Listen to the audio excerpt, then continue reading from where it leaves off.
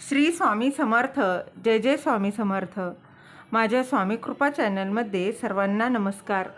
स्वामी महाराजांच्या कृपेने तुमच्या सर्व चांगल्या इच्छा पूर्ण होत ही स्वामी महाराजांच्या चरणी प्रार्थना करते आणि आजच्या या नवीन व्हिडिओला सुरुवात करते.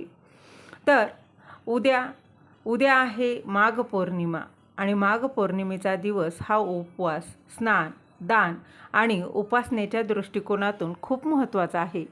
या दिवशी चंद्र, माता लक्ष्मी, भगवान नारायण म्हणजेच विष्णू यांची पूजा केली जाते. धार्मिक मान्यतेनुसार माघ पौर्णिमेला देवही स्नानासाठी पृथ्वीवर येतात. माघ पौर्णिमेला काही उपाय केल्यानं तुम्ही तुमची आर्थिक बाजू मजबूत करू शकता आणि माता लक्ष्मी आणि नारायणांचा आशीर्वाद मिळवू शकता. यामुळे आपलं घर वर्षभर संपत्तीने भरलेलं राहील. जाणून घेऊया त्याआधी तुम्ही माझ्या स्वामी कृपा चॅनलला सबस्क्राईब नक्की करा. तर पौर्णिमेचं जे काही सत्यनारायण आहे, दर महिन्यातील पौर्णिमेला अनेक जण सत्यनारायण करतात, तर त्यांनी सत्यनारायणाची पूजा ही करायची आहे.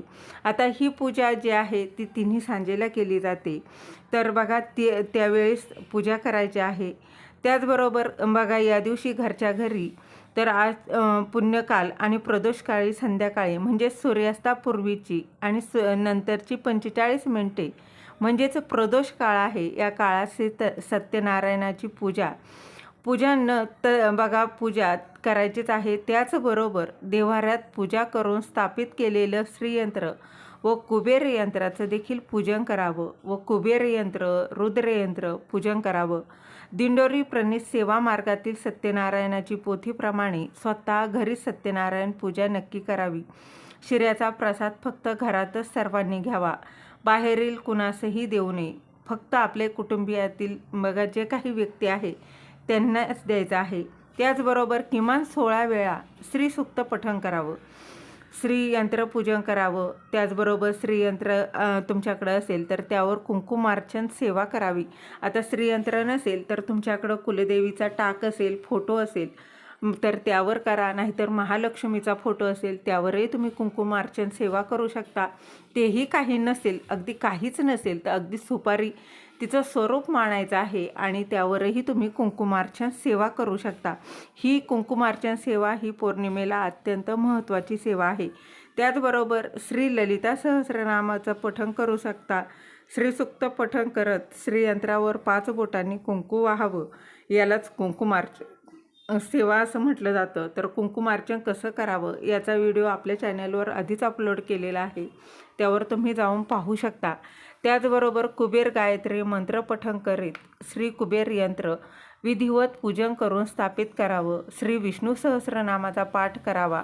गीतेचा 15वा अध्याय, श्री व्यंकटेश स्तोत्र याचं वाचन बघा. त्याचबरोबर 1 माळ श्री विष्णू गायत्री मंत्र जप करावा आणि प्रदोष काळातच सत्यनारायण पूजा करणं ही आवर्जून करायची आहे. व इतर ज्या काही सेवा आहेत ना त्या तुम्ही पौर्णिमेच्या पुण्यकाळातच कराव्यात. घरातील सर्व सदस्यांनी मिळून वेगवेगळ्या बघा थोड्या वेगवेगळ्या वाटून घेतल्या तरी चालणार आहे. सेवेपैकी थोडी थोडी वाटून सेवा घ्या आणि करा.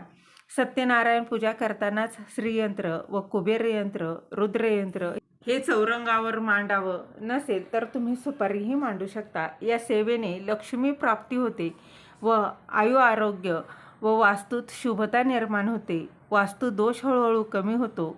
अनुभव नक्की घेऊन पहा. झालेली सेवा स्वामी महाराजांच्या चरणी अर्पण करते. श्री स्वामी समर्थ. धन्यवाद.